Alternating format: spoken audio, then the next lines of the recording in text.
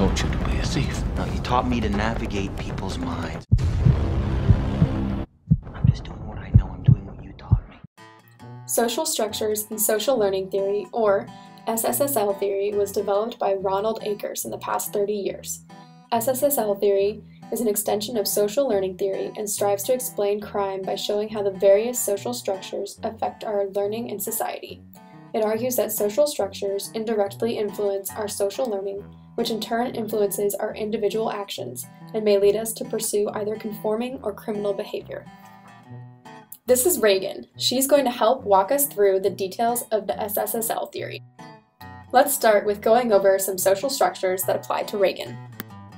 Akers defines the society and community we live in as differential social organization.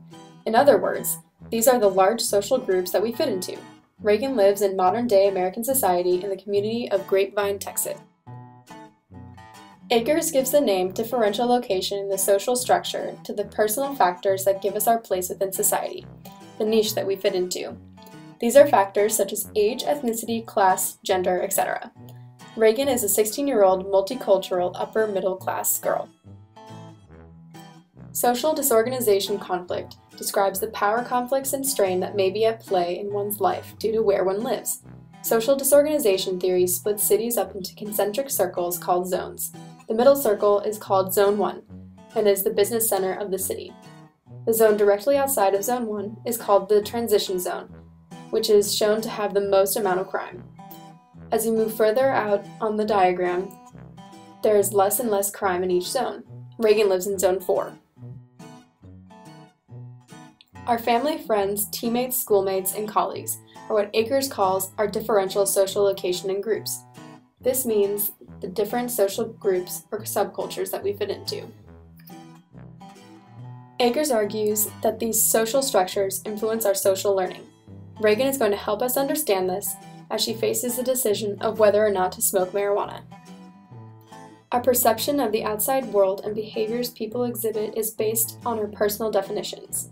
The process of defining the world around us is ongoing and influenced heavily by society or our differential social organization. Generally, the first definitions of behavior we learn are based on basic concepts such as good or bad and illegal or legal.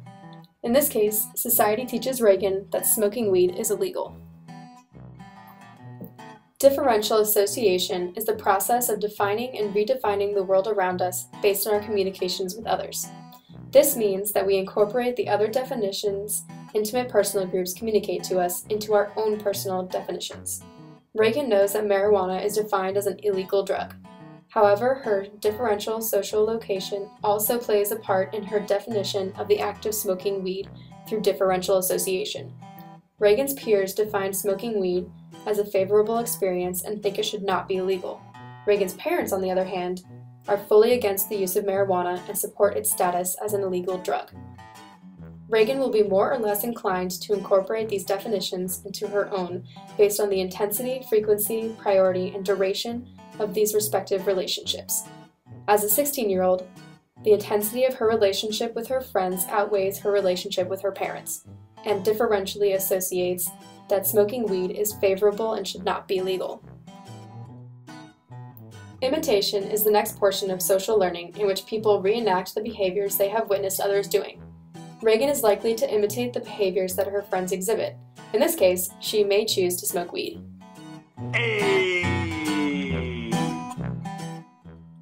If Reagan chooses to smoke weed, she will learn from that experience through differential reinforcement.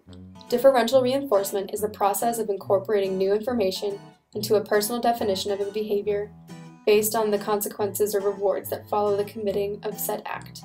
For example, if Reagan chooses to smoke weed and gets caught and punished by her parents, she will be reinforced not to smoke weed and incorporate negative feelings into her definition of smoking weed.